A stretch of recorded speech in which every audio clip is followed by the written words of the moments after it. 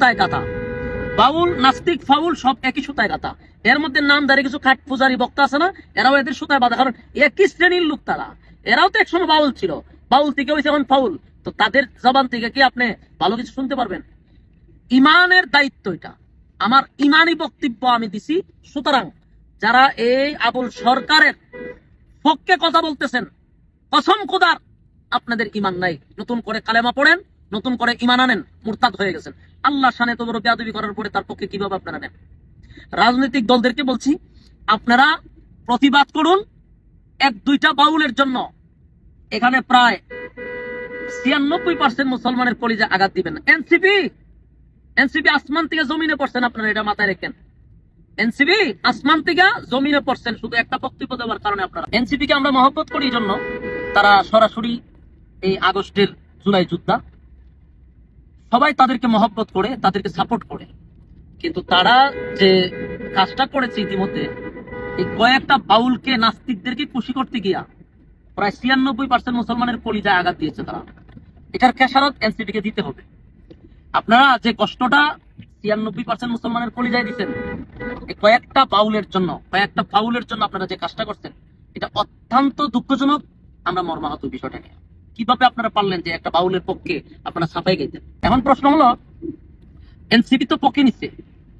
আসুন, এর থেকে বড় আশ্চর্যের বিষয় হলো, যে বিষয়টা আমি সবসময় ওয়াজ মাহফিলে কথা বলে থাকি, এই যে চুন্নি নামদারি কিছু বক্তা আছে, আমি একটা সময় এদেরকে এইভাবেই বলতাম যে এরা মূলত ছিল বাউল, বাউল থেকে তারা ফাউল হয়ে গেছে।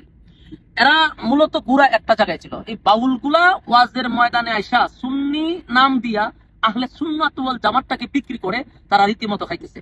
কারণ এগুলা ছিল এক সময় বাউল, বাউল থেকে ফাউল হয়ে এখন ওয়াজ মাহফিল গুলারে গানের মঞ্চ বানাইছে। এই বাউল গুলোই, আপনি আশ্চর্য হবেন, এই বাউল গুলা এখন এই নাম কি কয়, আবুল সরকারের, এই আবুল সরকারের পক্ষে কথা বলতেছে। এখন এক বাউলে দেখলাম লাইভে বললো যে তার সাথে এটা বড় অন্যায় করা হয়েছে। হ্যাঁ, আরেকজন বিবৃতি দিচ্ছে আবুল সরকারের পক্ষে, যে এটা ঠিক হয় নাই, তার ব্যাপারে তার মুক্তির দাবি জানাইছে, সে মুক্তির দাবি জানাইছে। আরে ভণ্ড মাজার পূজারি, একটুকু তো চিন্তা করা দরকার ছিল যে কার বিরুদ্ধে সে কথা বলছে, কার শানে সে বেয়াদবি করছে, কিন্তু বুঝার দরকার ছিল নাকি? আল্লাহর শানে এত বড় বেয়াদবি করার পরেও যেই সমস্ত লোকেরা এই ভণ্ড প্রতারকের পক্ষে নিয়ে কথা বলছে, আল্লাহর কসম এরাও মুরতাদ, এরাও আবুল সরকারের সাথী। আজকের পত্রিকা যারা দেখবেন এই আবুল সরকারের পক্ষে কথা বলবে, 100% এরা তাদের উত্তরসূরি। সুতরাং আমরা স্পষ্ট কথা, অনেক টকশো শুনলাম গতকালকে, অনেক সুশীলরা এই বাউলদের পক্ষে কথা বলছে। আরে ভাই, ইসলামের এত ভালো কাজ নিয়ে আপনারা কথা বলেন না, ইসলামের এত কিছু নিয়ে আপনারা কথা বলেন না। উলামায়ে কেরামরা ইসলাম নিয়ে কথা বলতেছে, শান্তির কথা বলতেছে, মানবতা নিয়ে কাজ করে, মানবতার পক্ষে কথা বলে। আমাদের অনেক উলামায়ে কেরাম, এদেরকে নিয়ে আপনাদের বক্তব্য নাই। বাউলদের প্রতি হঠাৎ করে আপনাদের এত দরদ কেন? বাউলদের প্রতি আপনাদের এত দরদটা কেন? তো সুশীলরা, নাস্তিকরা যখন বাউলের পক্ষে কথা বলবে, এখানে বুঝবেন কোনো কারণ আছে। কারণ একই সুতায় কাটা। বাউল, নাস্তিক, ফাউল সব একই সুতায় কাটা। এর মধ্যে নামধারী কিছু খাট পূজারি বক্তা আছে না, এরাও এদের সুতায় বাঁধা, কারণ একই শ্রেণীর লোক তারা। এরাও তো একসময় বাউল ছিল, বাউল থেকে হয়েছে এখন ফাউল। তো তাদের জবান থেকে কি আপনি ভালো কিছু শুনতে পারবেন? ইমানের দায়িত্ব এটা, আমার ইমানি বক্তব্য আমি দিছি।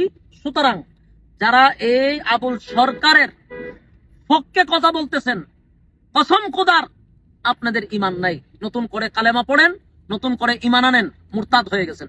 আল্লাহর শানে তো বড় বেয়াদবি করার পরে তার পক্ষে কিভাবে আপনারা নেন? রাজনৈতিক দলদেরকে বলছি, আপনারা প্রতিবাদ করুন এক দুইটা বাউলের জন্য। এখানে প্রায় 96% মুসলমানের কলিজা আঘাত দিবেন। এনসিপি আসমান থেকে জমিনে পড়ছেন, আপনারা এটা মাথায় রাখেন। এনসিপি আসমান থেকে জমিনে পড়ছেন শুধু একটা বক্তব্য দেওয়ার কারণে। আপনারা এই বক্তব্যটা আমাদের রক্তকরণ হয়েছে, এতটুকু আপনাদেরকে মেসেজ দিলাম। আর আজকের থেকে যারা এই আবুল সরকারের পক্ষে নিবে, এরা বাউলদের অন্তর্ভুক্ত। আপনারা প্রতিবাদ করুন, এটা আমাদের ইমানি দায়িত্ব। আসসালামু আলাইকুম ওয়া রাহমাতুল্লাহি ওয়া বারাকাতুহু।